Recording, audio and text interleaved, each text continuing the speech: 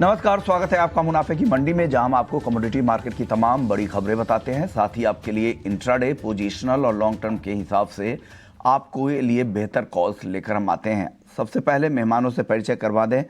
कुणाल शाह हैं निर्मल बंग से, रवि देवरा है कुबरजी ग्रुप से, प्रथमेश माल्या हैं एंजल वन से और मनोज जैन है पृथ्वी फिनमार्ट से। और साथ ही आगे जीरे पर बात करने के लिए ऊंझा मंडी से किशोर शाह होंगे, जो जीरे पर उनसे हाल जानेंगे कि जीरे की ये इतनी गिरावट क्यों दिख रही है। लेकिन पहले शुरुआत कर लेते हैं गोल्ड से, क्योंकि गोल्ड रिकॉर्ड के बेहद करीब है। आज 63,800 रुपये के ऊपर भी सोना गया था, लेकिन फिलहाल अगर देखें तो 63,700 के ऊपर है। तो रिकॉर्ड से 200 रुपये से 300 रुपये की दूरी अब सिर्फ रह गई है। मनोज जी, क्या लग रहा है, आज या कल क्या नया रिकॉर्ड फिर से एमसीएक्स गोल्ड बना सकता है क्या? नमस्कार विश्वमोहन जी, बिल्कुल यहाँ पे वापिस एक बार जो है गोल्ड अप्रोच करेगा प्रीवियस हाई को टेस्ट करने के लिए। और इंटरनेशनल मार्केट में भी लग रहा है कीमतें $2120 फिर एक बार जो है वो टेस्ट कर सकती है। लेकिन फ्रेश बाइंग की जो सलाह ये इस तरह पर नहीं रहेगी। लॉन्ग की पोजीशन में एक बार 64,000 के स्तर के आसपास मुनाफा वसूली करें और फ्रेश बाइंग के लिए अब यहाँ से थोड़े डिप का वेट करना चाहिए। ट्रेंड लॉन्ग टर्म का अभी भी पॉजिटिव है, लेकिन एक अच्छा रनअप हमने कीमतों में आते हुए देखा है। तो फ्रेश बाइंग के लिए थोड़ा डिप का वेट करना चाहिए। लॉन्ग की पोजीशन में एक बार 64,000 के स्तर के आसपास मुनाफा वसूली की सलाह रहेगी। 6000 के आसपास मुनाफा वसूलने की सलाह यहाँ पर रहेगी। और सुबह 10 बजे में भी केडिया जी से बात हो रही थी, वही कह रहे थे कि 64,000 के आसपास में मुनाफा वसूली दिख सकती है। अब आप रवि जी बताइए, गोल्ड और सिल्वर क्या करें आज? जरूर से गोल्ड एक अराउंड ओवरबॉट की पोजीशन में है। पर्टिकुलर 64,000 64,200 के बिटवीन काफी अहम रेजिस्टेंस लाइन है। इंटरनेशनल मार्केट में 2120 का एक अहम रेजिस्टेंस है, तो मुझे लग रहा है कि वहां पे ऑलरेडी रनअप आ चुका है। तो मेरे हिसाब से सिल्वर में आपको एक अपॉर्चुनिटी देखनी चाहिए। सिल्वर मुझे यहाँ से आउट परफॉर्मेंस करता हुआ दिख रहा है। 75,580 के करीब सिल्वर के मार्च फ्यूचर में बाय करें। 76,280 के टारगेट के लिए 75,200 के स्टॉप लॉस जरूर से लगाए, क्योंकि थोड़ा सेफ हेवन का सिनारियो था तो गोल्ड ने आउट परफॉर्म कर लिया। अभी लग रहा है कि जो रेट कट वाली स्थिति है वो मेटल्स एज वेल एज चांदी के सपोर्ट में आ सकते हैं आगे। तो मेरे हिसाब से सिल्वर आउट परफॉर्मेंस के लिए मैं करंट लेवल से बाइंग की रिकमेंडेशन करूंगा। ओके, यानी आपको चांदी पसंद है, चांदी में तेजी आपको दिख रही है और 76,280 के टारगेट के लिए चांदी खरीदने की सलाह रवि जी की तरफ से है। कुणाल जी, आपका व्यू क्या है गोल्ड और सिल्वर में? गोल्ड और सिल्वर में तेजी है। यहाँ से मुझे और भी तेजी नजर आ रही है। ये शायद $2100 का जो लेवल एक दो दिन में ब्रेक करके है, 30 जनवरी के पहले $2100 का हाई देखने मिलेगा आपको। और सिल्वर की बात करें तो $27 की ओर जा रहा है silver. No stop, this is not going to stop और it is going to shoot up aggressively from even this levels. तो तेजी का ही ध्यान है। 65,000 गोल्ड जाएगा नेक्स्ट महीने तक, और सिल्वर की बात करें तो 78,000 79,000 के रेट दिखने वाले हैं। ओके, अब प्रथमेश जी आपकी कॉल क्या है गोल्ड सिल्वर पे आज? गोल्ड में बाय करना चाहिए 63,580 के करीब फरवरी वाला। 63,360 का स्टॉप रहेगा। ऊपर में टारगेट 64,000 के लिए रहेंगे। सिमिलरली सिल्वर में मार्च वाला बाय करना चाहिए 74,440 के पास में। 74,700 का स्टॉप रहेगा और ऊपर में टारगेट 76,550 के लिए रहेंगे। ओके, यानी यहाँ पे खरीदारी की सलाह प्रथमेश जी की तरफ से आ रही है। कच्चे तेल की चाल देखें तो कल फिर से 2% की गिरावट दिखी थी। जिस तरह से फ्रांस और यूएस की तरफ से रेड सी में, लाल सागर में शिपिंग को लेकर स्थिति बहाल करने की और बेहतर स्थिति करने की बात कही जा रही है, उससे यहाँ पर कीमतों पर दबाव बना है। कुणाल जी, क्या लग रहा है कच्चे तेल में यहाँ से क्या हो सकता है अब? कच्चे तेल में देखिए दो चीजें है। एक तो जियोपॉलिटिकल कन्फ्लिक्ट चल रही है और दूसरी चीज है ओपेक का कंप्लायंस वीक होते जा रहा है। सो जो भी मिडिल ईस्ट में क्राइसिस हो रही है उसके कारण ओपेक कंट्रीज में जो नेशंस है जिन्होंने प्रोडक्शन कट को एक्सेप्ट किया था, वो सब वो जो कोटा है उसको ब्रीच करके अपने हिसाब से प्रोडक्शन बढ़ा रहे हैं। So supply side is getting stronger, demand side is relatively muted. So ऐसे ऐसे हालत में जनरली ऐसा होता है कि लंबी तेजी नहीं हो पाती है क्योंकि सप्लाई बढ़ रही है मार्केट में।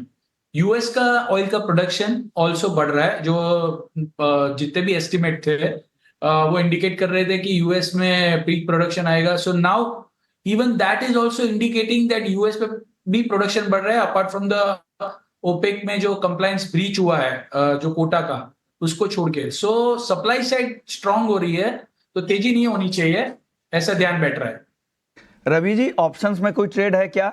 अगर दोनों तरह की चाल दिख रही है, 2-2% के मूव आ जाते हैं शाम के सत्र में, क्या करना चाहिए? कोई ऑप्शंस में ट्रेड बताएं क्रूड में आज. जब से ब्रॉडर 6100 6300 ये रेंज में काफी टाइम से क्रूड फंसा है. कल और एक न्यूज थी, ईरान एंड इराक ये दोनों ज्वाइंटली ऑयल फील्ड डेवलप करने वाले. आई थिंक ये भी एक न्यूज था जिस हिसाब से प्राइसेस में एक स्टेप करेक्शन था. तो आई थिंक मुझे लग रहा है कि प्राइसेस में मुनाफा वसूली का दौर जारी रह सकता है. आप पुट ऑप्शन ट्राई करें. 6200 का पुट ऑप्शन 200 के करीब चल रहा है. ये पुट ऑप्शन बाय करें. स्टॉप लॉस लगा 152 का 152 का और टारगेट रहेगा 280. तो पुट ऑप्शन से आप ट्रेड करें. यहाँ से 6100 तक के लेवल की मैं उम्मीद कर रहा हूँ. ओके, यानी पुट खरीदने की सलाह रवि जी की तरफ से है. मनोज जी, आप क्या सलाह देंगे? क्रूड में क्या करें? बिल्कुल दायरे का ट्रेड है विष्णुमोहन जी, अगर कच्चे तेल की बात करें. और यहाँ पे जो दोनों तरफ के फंडामेंटल्स जो वर्क कर रहे हैं, इसलिए दायरे में ट्रेड जो है बना हुआ है. मेरा मानना है कि अगर 6135 के स्तर मिलते हैं तो वहां पे बाय करना चाहिए इंट्राडे में. 6080 के स्टॉप लॉस से लक्ष्य ऊपर में 6250 का रखें. एक रेंज में बना हुआ है तो रेंज में प्ले कर सकते हैं, लेकिन निचले स्तर पर बाइंग की सलाह रहेगी. प्रथमेश जी, आपके पास कोई फ्यूचर ऑप्शंस में ट्रेड है क्या, क्रूड और नेचुरल गैस दोनों में? इसमें ऑप्शंस का ट्रेड है. 200 का पुट ऑप्शन खरीदना चाहिए. 12 रुपए की प्रीमियम पे मिल रहा है नेचुरल गैस में.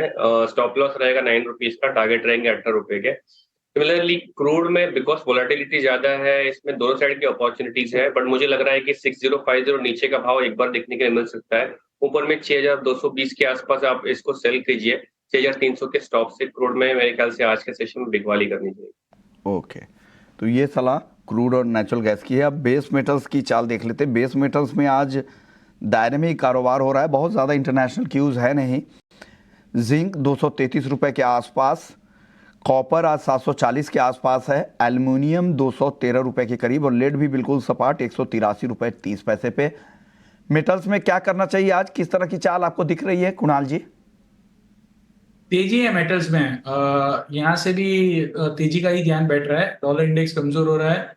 चाइना का डेटा अभी कुछ ज्यादा मैटर करता नहीं है. चाइना अगर खराब था तो कॉपर 650 हो जाना चाहिए था, तो वो भी अभी कोई मेजर इश्यू नहीं है. यहाँ से निकल गया है, सब ब्रेकआउट आ गया है. सो 750 760 कॉपर लग रहा है और 730 का स्टॉप लॉस रखना चाहिए. 8 यहाँ से 20 रुपए की तेजी लग रही है कुणाल जी को कॉपर में, लेकिन 10 रुपए नीचे का यानी 730 रुपए का स्टॉप लॉस भी लगा लीजिएगा. मनोज जी, आप बताइए क्या करें बेस मेटल्स में आज? बिल्कुल, अगर ओवरऑल बेस मेटल की बात करें तो यहाँ पे एक पॉजिटिव ट्रेंड बनता हुआ दिख रहा है. और हमने देखा है भी कल एलएमई पर एल्यूमिनियम 8 महीने के हाई पे था. कॉपर की कीमतें 5 महीने के हाईस पे थी.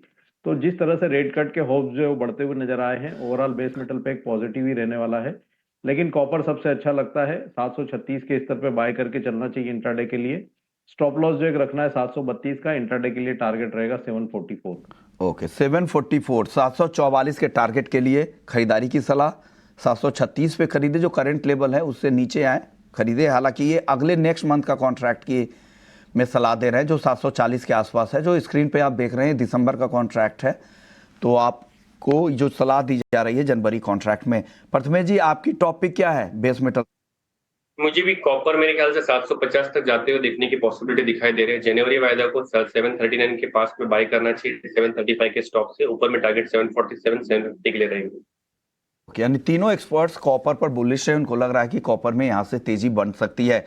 रवि जी, अब आप बताइए जिंक पर. जिंक में क्या करना चाहिए? यहाँ पर भी ठीक ठाक तेजी दिख रही है, 233 के आसपास है. करंट लेवल पर क्या करें? जब से कॉपर में तीनों एक्सपर्ट ने रिकमेंडेशन दिए, मेरा जिंक में रिकमेंडेशन रहेगा. जिंक में 232 के करीब बाय करें. 236 का टारगेट, 230 रुपए 10 पैसे के स्टॉप लॉस के साथ आप जिंक बाय कर सकते हैं. वहां भी मुझे लग रहा है कि अच्छा ब्रेकआउट है. जनवरी फ्यूचर में बाइंग की रिकमेंडेशन रहेगी. तो जिंक खरीदने की सलाह रवि जी की तरफ से आ रही है. कॉल एक बार फिर से आपको स्क्रीन पर दिखा देते हैं. 232 रुपए पे आप खरीदे. 236 रुपए का टारगेट है और 230 रुपए का स्टॉप लॉस इस ट्रेड में आपको लगाना है. करेंसी मार्केट की चाल देखें तो आज हल्की मजबूती यहाँ पर दिख रही है। 83 रुपये 20 पैसे के आसपास डॉलर के मुकाबले रुपया ट्रेड कर रहा है। यूएसडी आईएनआर में क्या करना चाहिए कुणाल जी यहाँ पर? I think just a matter of time. USD INR is going to witness major breakdown. Higher fiscal deficit, ये सब जो चीज है वो सब अभी ये बहुत टाइम से कंसोलिडेट कर रहा है। अभी इसमें एक बड़ा नीचे का मुंह आने वाला है और मुझे लग रहा है ये 82 और 8150 का स्तर आपको दिखाने वाला है। सो मेरी राय में आउटराइट शॉर्ट है यहाँ से। 8350 के ऊपर नहीं जाना चाहिए और एक मेजर ब्रेकडाउन एक्सपेक्टेड है गोइंग फॉरवर्ड।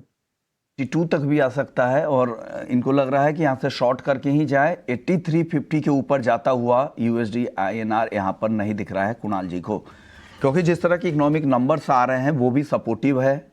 इन्फ्लोज तो हैं ही, एफआईआईज के पैसे तो आ ही रहे हैं, तो तमाम चीज़ें हैं जो सपोर्टिव है रुपए के लिए। चलिए वक्त है ब्रेक का। ब्रेक के बाद जब लौटेंगे तो हम एग्री मार्केट की चर्चा करेंगे। आपका स्वागत है और अब एग्री मार्केट का रुख करते हैं और सबसे पहले बात जीरे की करते हैं, जहां पर लगातार गिरावट है। अभी भी जीरा का जनवरी वायदा करीब 3% नीचे है। शुरुआती कारोबार में 5% से भी ज्यादा की गिरावट दिखी थी। 2 दिन लगातार 6% के लोअर सर्किट के बाद ये इतनी बड़ी गिरावट दिखी, यानी 15 से 16% की गिरावट जीरे में इस हफ्ते दिख चुकी है। हमारे साथ किशोर शाह हैं, जीरा कारोबारी हैं, ऊंझा मंडी से आते हैं। किशोर जी, क्या हो रहा है जीरे में? कब लौटेगी खरीदारी? कितनी गिरावट आपको और दिख रही है या यहाँ से रिकवरी की उम्मीद करें? नमस्कार सर। नमस्कार। हाँ, एक्चुअली क्या हो गया, बाजार अब क्या जिसके पास भी माल पड़ा है डिमांड बिल्कुल स्लो है। ऐसे भी दिसंबर महीना चला तो एक्सपोर्ट की डिमांड तो बिल्कुल है ही नहीं, और वैसे भी दिसंबर महीने में एक्सपोर्ट डिमांड तो आती नहीं है।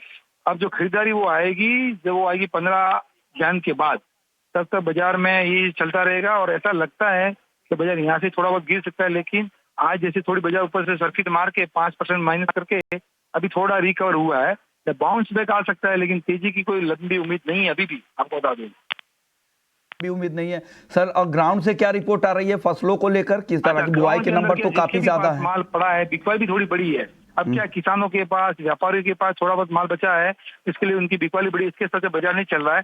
दूसरा, जो सोइंग हुई है वो ऑलमोस्ट लास्ट ईयर से डबल हुई है, इसलिए उसके सभी लोगों को मालूम है कि 2 महीने बाद तो नया माल आ जाएगा। इतना माल आएगा, संभालेगा कौन? उसकी वजह से बाजार भी टूटा डे बाई डे। लेकिन नया माल में तो अभी कहना बहुत मुश्किल है, क्योंकि जब तक माल हाथ में नहीं आए तब तक बोल नहीं सकते। लेकिन अभी जो पुराने जो माल पड़ा है वो भी कैरी फॉरवर्ड भी थोड़ा बहुत जाएगा, लेकिन माल में, पुराने माल में इतनी डिमांड नहीं है, इसलिए बाजार डे बाई डे घट रहा है। और आने वाले समय में थोड़ा इससे भी मतलब 5-10% और घट जाए तो कोई बड़ी बात नहीं है। और गिरावट की आपको संभावना दिख रही है?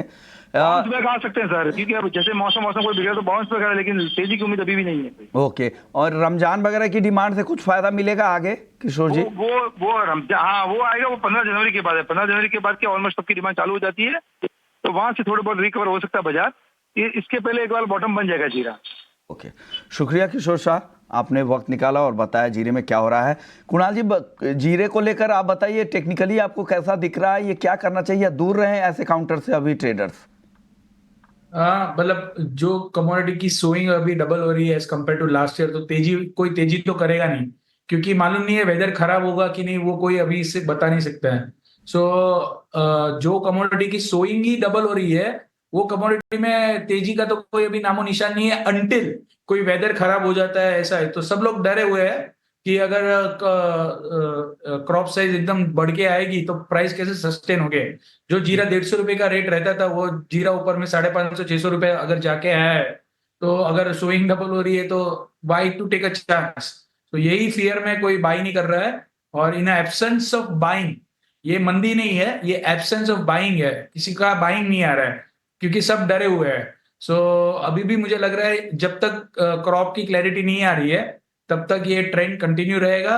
प्राइजेस धीरे धीरे धीरे ड्रिफ्ट नीचे ही आते रहेंगे, छोटे मोटे उछाले बीच में आते रहेंगे, बट लंबी तेजी की कोई जगह नहीं है। छोटे मोटे बाउंस बैक दिखेंगे लेकिन लंबी तेजी नहीं दिखेगी, क्योंकि जिस तरह के स्विंग के नंबर है और अब तक जो वेदर है, मौसम है, वो भी काफी फेवरेबल है, सपोर्ट कर रहा है वो भी फसलों को।